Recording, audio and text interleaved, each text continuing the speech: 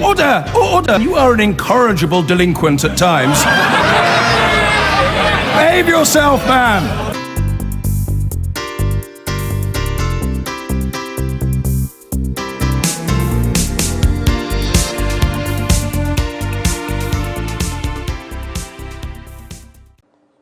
We are the party of true Labour and the new centre ground.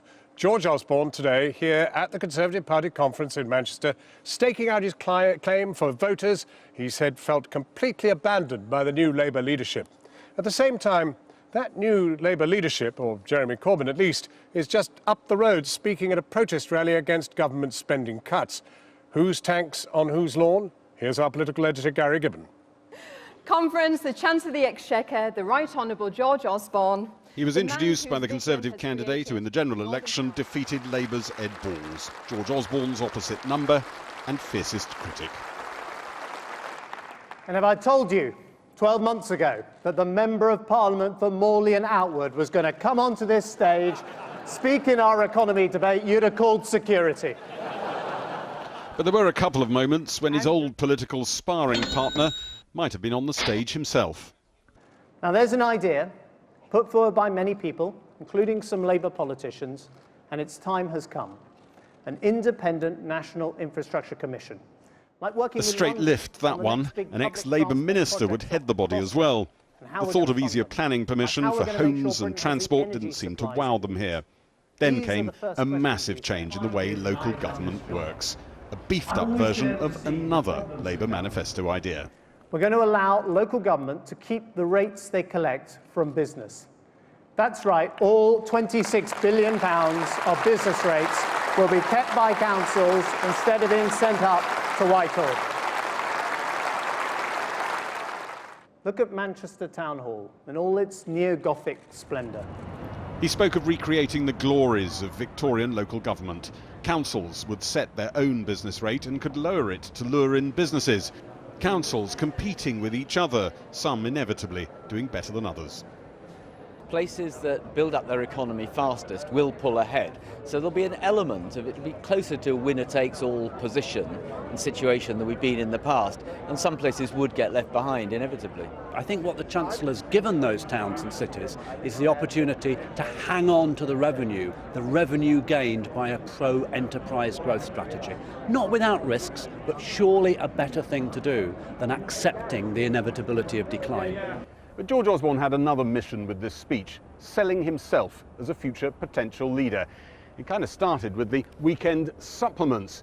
And in the speech here, he talked about how he'd changed. He'd broadened, no longer a child of Notting Hill, but someone who thought about the north of England. He'd softened, no longer Thatcher's child, but someone who saw the importance of using bits of government. Heseltine's child as well. Even some people who support George Osborne think he might just be getting a bit ahead of himself.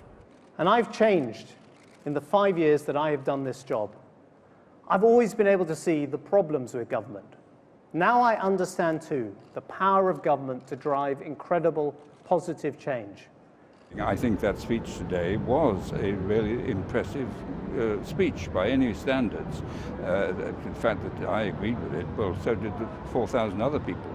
To get your vote for leader? No, come on, don't start all that. We're here. I think David Cameron started it. No. George Osborne said the attacks deployed by some of Jeremy Corbyn's supporters on rivals in the Labour leadership contest gave the Conservatives an extraordinary political opportunity. Do you know what the supporters of the new Labour leadership now call anyone who believes in strong national defence, a market economy and the country living within its means? They call them Tories. Well, it's our job to make sure they're absolutely right. George Osborne claimed the right had won all the main policy arguments, would own and shift the centre ground of British politics. Thank you. Outside for a second day, demonstrators shouted abuse. Anger, amused loathing and bafflement in equal measure. And Gary's with me live now. Gary, a bit of message mashing today. I mean, not intentional, but on stage, Osborne, off stage, Jeremy Hunt. Yes, the Health Secretary went to a Fringe meeting and said, I don't think he was intending to create a story, but there will be headlines about it in tomorrow's papers. He was talking about why the government was trying to trim back on welfare and encourage people to go into work. And this is what Jeremy Hunt actually said in the meeting. He said, we have to proceed with these tax credit changes because they are a very important cultural signal. Are we going to be a country which is prepared to work hard in the way that Asian economies are prepared to work hard, in the way that Americans are prepared to work hard? It's that phrase cultural signal as well that I think is particularly sort of scary to people. Perfectly okay probably in a seminar, but out in the fresh air it smells a little spooky to people. And people were suspecting that what he was talking about is that George Osborne's trying to bring in sort of Chinese work practices into Britain. Where Jeremy Hunt said he was doing nothing of the sort. When what he was trying to talk about, he said, was dignity and higher pay. But you don't really associate any of those things necessarily with the bulk of experience of the Chinese workforce. And tax credits, this is going to be a problem? Well, it is a problem. There are an awful lot of people in December who are going to get letters through the post telling them they're going to be an awful lot worse off. They're supposed to be the people that George Osborne and the Conservative Party is appealing to, trying to make a land grab for the issues that appeal to them and them themselves, take them from the Labour Party, make sure the Labour Party never owns them again. And they're going to get very bruising encounters with the welfare system when they see, as currently planned, what they're going to lose. The government's insisting, he was insisting, standing there, George Osborne, he's not going to budge, he's here to be decisive, he'll stick to his decisions. But I still think behind the scenes, people are looking at ways of mitigating this, but they don't want us talking about it. Gary Gibbon. And our local authorities across the country are now waiting for more detail to work out where they'll stand under the new business rate system. Though many who'd been fighting for more power have welcomed the move to decentralise control. But the British Chambers of Commerce called the announcement highly questionable without broader consultation with the business community. Our economics editor Paul Mason joins us now from Streatham in South London. Paul, what does this mean for those actually paying the rates? Well, this is the longest high street in Britain and it's full of shops that are open and most of them would like to be paying less business rates. The problem is that the first disparity that this move introduces is between the big dense places, the dense urban conurbations like this, and small rural places. Because it's not uncommon for a London borough to take £250 million in business taxes, where it's not uncommon for a rural council to take 10 million. That's the problem. And the old system redistributed via the centre in a way that, of course, people here would say was costing them money because it just simply means they're collecting a heck of a lot more tax from businesses. But that's one of the things that people are worried about, the failure of redistribution. The businesses, of course, aren't only faced with a potential race to the bottom, that is, councils competing with each other to cut business rates. You've also got the potential in big cities for the rates to be raised by elected mayors. So that's why this, despite the fact that, everybody said, look, great, you now have local control over business rates, that all the different vested interests all literally do have different interests and are waiting to see how this, by 2020, when it fully comes in, is going to play out. But, Paul, in practical terms, how big a change actually is this? Well, in 1990, business rates were centralised for the reason that the Conservatives at the time thought local councils were getting away with making up for their own inefficiency by taxing businesses more. And they wanted to be able to place a national cap on such business rates. Now, that cap effectively remains, but you can compete downwards. So it is big, and of course, it will create what we've got in globalisation. We have countries competing with each other on corporate taxation rates. Britain competes with the Republic of Ireland. The Republic of Ireland gets a lot of business. Now we might start seeing English and Scottish, etc., local councils actually competing with each other over effectively corporate taxation. Paul Mason in Streatham, South London. Joining us now, the Financial Secretary of the Treasury, David Gauke. Minister, thank you for joining us. Minister, Jeremy Hunt said that one of the purposes of the tax credit changes was to make British workers work harder, rather like the Asians and Americans, he said. Is that what it's all about?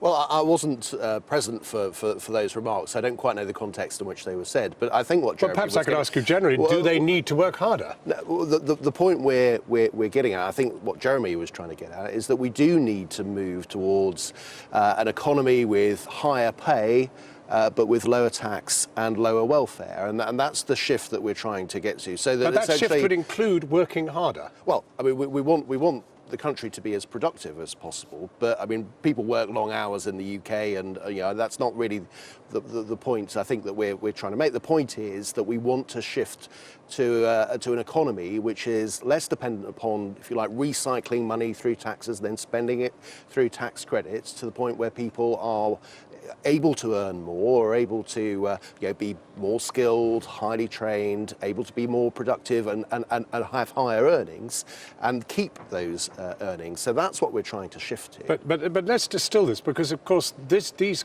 cuts will affect low-waged earners. Is it they who need to work harder? Well, no, it's also the case that there's a package here, which means that we're bringing in the national living wage. It means that we're providing free childcare for 30 hours a week. It means that we're increasing the personal allowance, the point at which people start paying income tax. All of that is designed to help people, including low earners. And our analysis shows that if you take the package as a whole, 8 out of 10 families are going to be better off as a consequence of all the things that we're doing. And it's also the case that we're starting to see pay now rising quite significantly and well ahead of inflation, which means that we're moving towards that higher. Yeah, but you're very point. specific about the 8 out of 10, but that's still many, many people who will be worse off. And the question at the end of the day is if you're talking about being the party of the hard-working families, why penalise them? Well, there's another point. In addition to all those measures that we are bringing in that are going to help low earners and middle earners, it is the fact that if we are to have sustainable increases in living standards, we've got to have a sound and strong economy, and that does mean getting to grips with the public finances. We were very clear at the general election that we needed to get the deficit down, and we wanted to run a surplus, and we were very clear that we were going to have to find savings from the welfare budget, because if we didn't we wouldn't be able to do things like protecting the NHS, or we would have to put up taxes substantially. And this reform, the tax credit, changes a part of a package that could get us sound public finances. Well, what is interesting is that you have done a land grab on Labour's manifesto. Very interesting. You've announced devolving business rates to local council. That was in the Labour manifesto. You've announced parental leave for grandparents. That was in the Labour manifesto. You've announced a National Infrastructure Commission, not only a commission, but headed by the very man who was going to head it anyway for Labour. I mean, what's happened? Did you win the election but lose the argument? No, and I don't think that's the case. I think the important point is looking at ideas on their merits, not necessarily where they come from. I mean, to be fair, it was the last coalition government that started the devolution of business rates, and what the Chancellor has announced today is a continuation of that, a big step forward in full devolution of business rate, retention of yield. But the important point here is that we want to get the country working. If there are good ideas, if there are things that we can do to, for example, improve our infrastructure that plays a part to raising living standards and productivity, then we'll pursue that policy. Now, today we saw George Osborne effectively armed with a cement trowel. I am the builder, he said. And he was laying bricks, no question. But do builders ever become the boss? And that is his ambition. Well, I work obviously very closely with George Osborne and have done for many years, and he is focused on being the best possible Chancellor of the Exchequer that he can be, and ensuring that we have a strong recovery with increasing living standards. You'd know him better than most. I mean, do you think he has the capacity to be the Prime Minister? Well, of course, but there isn't a vacancy yet, and well, there isn't. Well, there isn't, and the future is the future. But he's focusing on being a first-class Chancellor of the Exchequer, and he's delivering on that. David Gork, thank you very much indeed. Well, later there are crowds of Labour supporters here too. They're here outside the Manchester Cathedral waiting for Jeremy Corbyn's imminent arrival. We'll try to catch a word with him when he arrives, and more. Well, Jeremy Corbyn promised a new kind of politics, a kinder, gentler politics with less name-calling, less point-scoring. He's just up the road tonight, about to speak at a rally. We'll bring you that a little later. But there wasn't much sign of that kinder, gentler politics here this weekend with angry scenes at yesterday's protest outside the conference. The fallout over that continues. Well, we'll be discussing it with three scribes of the political and cultural scene here in a moment. But across the channel, French workers have been significantly angrier, as our chief correspondent, Alex Thompson, now reports.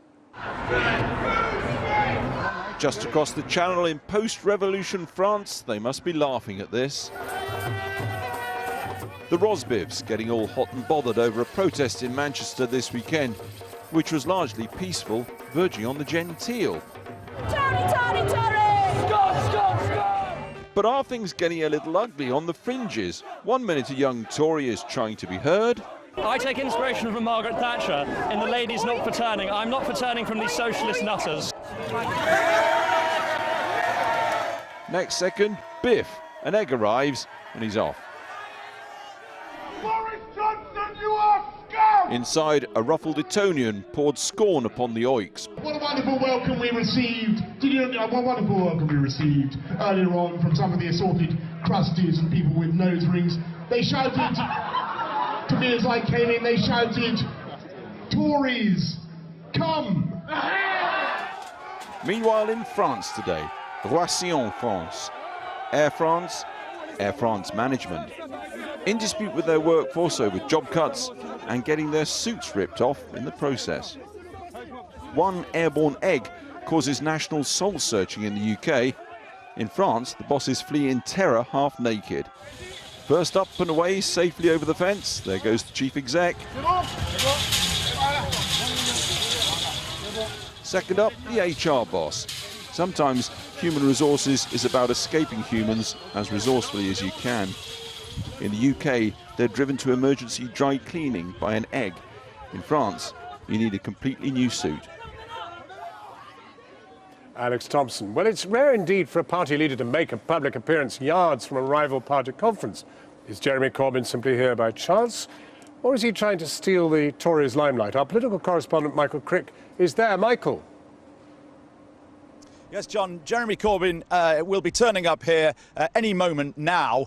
This location is less than a mile from where you are at the Conservative conference. It's the cathedral behind me, Manchester Cathedral, where there's a crowd of 1,100 people inside. And behind the cathedral, another outside rally has gathered, probably similar numbers, if not greater. So a dual rally here this evening. Now, Mr. Corbyn insists he's not trying to gate crash the Conservative conference. This is an engagement he agreed to before he was elected Labour Party leader 3.5 weeks ago. And it's on the very specific issue of the future of the Royal Mail, the whole question of selling off the government's remaining stake in the Royal Mail and safeguarding services, and meetings organised by the Communication Workers Union.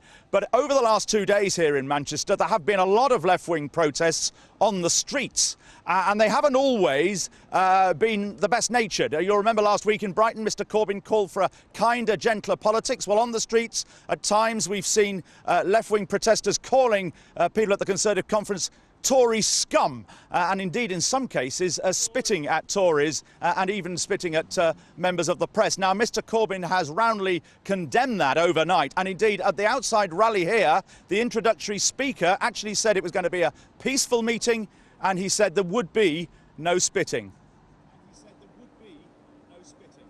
Michael Crick, himself the victim of a spit. With me now are the editor of The Spectator magazine, Fraser Nelson, Philip Collins of The Times, and the cultural writer, Kate Maltby. Kate Maltby, what do you make of Corbyn's appearance? I mean, completely clean and just one of those things? Well, I think if you have to actually announce in advance that there will be no spitting at the event at which you're speaking, then things are looking pretty bad. Now, Corbyn's willingness to take to the streets to be a protest leader will of course play very well with some people. It may play very well with the young, but it's not going to help him look very prime ministerial. And if you go back to George Osborne's big speech today, which was very much laying out the case for this Conservative government, but also for his own leadership ambitions in the future, that was all about making tough decisions, about being, you know, a man of action and a man of government. I think the really interesting thing about Corbyn's appearance is this little point that this was an appointment that he'd agreed to before he became party leader. Oh. And we've seen over and over again that Jeremy Corbyn is loath to change his plans, to change his career style, Right. but also, you know, he hasn't cancelled anything that was in his diary, except with extreme reluctance, because he doesn't see his role as a fringe left-wing MP as very different from leading a Labour Party that wants to be elected. Well, the fact remains, though, that though he's leader, there's been a great deal of clothes stealing from the Labour Party in this conference. A push for the centre ground and the nicking of at least 3 key commitments from the Labour Party manifesto. What do you make of the actual sort of thing you might have written in the old days? Yeah, absolutely. I think that's definitely how George Osborne would like this week to be written up, and there's some truth in it. I think he's going to have problems with the tax credit withdrawal and with inheritance tax. He's not stolen any clothes there, and he probably should have done. But with the Infrastructure Commission announcement, which was straight from the Labour Party manifesto, and the person who came up with the idea, Lord Adonis, to be the head of it, the devolution is a sort of unleashed version of a more cautious version in the Labour Party manifesto. And then on the banners in this hall, you've got childcare, you've got the living wage.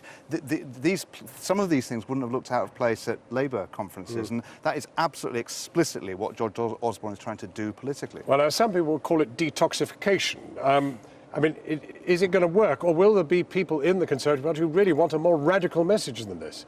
Well, I do want radicalism, but that's consistent with occupying the ground that Labour has left. I mean, let's remember, free schools, they were started off as a Labour idea. NHS reform, that started off as a Labour idea. Some of the most radical Tory ideas started off in Tony Blair's government. So there's nothing new in stealing the best of Labour clothes. But what there is new in the general choreography, they want to present this as the party of government inside and the party of protest outside. And so far, Jeremy Corbyn is playing straight into Tory hands. Well, absolutely, I entirely agree with that, but I was going to pick up on this decision also to appoint, you mentioned free schools, to appoint Lord Adonis as the head of this new Infrastructure Commission. I mean, Lord Adonis was originally a very major figure in education, developed Labour Party policy on academies, But subsequently much more famous as an infrastructure man. I mean, absolutely. he's HS2 and all that. Absolutely, but I think there is a parallel here with the way in which the Tories have frequently sought to present, you know, their education policies as actually not that far from the new Labour ideal. And again, on infrastructure, we're seeing a parallel being developed, which is key figures in new Labour, figures like Lord Adonis, who've worked on these proposals within the Labour Party, now being brought over to work on them. There's quite clearly continuity in some of those areas, and that's very deliberate on the part of the Conservative Party, and that's where they think what they define as the centre ground of politics. There are questions, though, where they're not at all in the same place as Labour. The one which really haunts this conference will be the question of Europe, where they're very much not in the same position the Labour Party has ever been in. So much so that the Prime Minister's had to concede a referendum for internal party management reasons. Now, there's nothing new Labour about that. So there's also areas where the Conservative Party is in very different territory. Well, the other thing which could haunt them still is this whole business of cutting these tax credits. And do you think that they're going to survive that perfectly happily? I mean, here was the builder of this great worker operation. But really making life very hard for the people at the bottom. Yes, if there's one thing which is going wrong at this conference, the activists and even MPs are beginning to realise that tax credit reforms are thornier and more fraught with danger than they had imagined. How much danger? Well, this is what nobody quite knows. Tax credits are so complicated, but it's very difficult to explain. I mean, George Osborne says, well, 9 out of 10 people will be fine. Well, but the Institute for Fiscal Studies say it will be different. But they don't really, because it's so complicated, there'll be lots of unforeseen consequences. I was at a fringe event today where a Tory councillor stood up saying that he's going to be hit by the tax credit withdrawal. He was saying they were a godsend to his family. Now they're going, he's feeling very alarmed. So right now it's theoretical. Pretty soon it won't be, and then we'll see. I want to ask you quickly, because this was Osborne's day, did you see a future Prime Minister strutting across the stage? I think it's distinctly possible. He's clearly the front runner, though the Tory party has a history of not necessarily putting its front runners in place. But he is commanding the stage at the moment. He is doing big things. Did he command the stage? It was a great speech, but did he have the kind of welly that it perhaps needed? Well, you might perhaps not. I mean, he in a way, identified his own deficiencies in the speech as well. But what he is doing is he's using the office of Chancellor to do big things. And that looks incredibly powerful, because everybody else can only talk and he can act. Prime Minister? Absolutely, and even more so when, as Fraser says, he's able to present himself as the leader of a party of government, not a leader of a party of protest. But the line that was, to me, the most interesting was when he talked about his relationship with David Cameron. He said, speaking of those doubts that you've raised, there are many who have doubted me in private and in public. David Cameron has always backed me. And he was presenting himself not just as a future Prime Minister, but as David Cameron's chosen successor. Well, Fraser, thank you very, very much, and Philip and Kate. Thanks very much indeed. Now, tonight's main news here at the Conservative Party conference in Manchester, George Osborne has declared the Tories want to extend a welcome hand to Labour voters who he said felt abandoned by the new Labour leadership, claiming his party now represents the true centre ground. He announced plans for major new infrastructure spending and to hand local councils control over business rates. And in the last couple of minutes, the Labour leader Jeremy Corbyn has arrived at Manchester Cathedral, just up the road from the conference, where he's due to speak at a union rally protesting against the Royal Mail sell-off. As he went in, he was asked why he was there during a rival party event. You gate-crash in the Conservative conference, Mr Corbyn. You gate-crash in the Conservative conference. No, I'm going to a postal workers' meeting. What do you think about some of the... Well, that's all from us tonight. I've been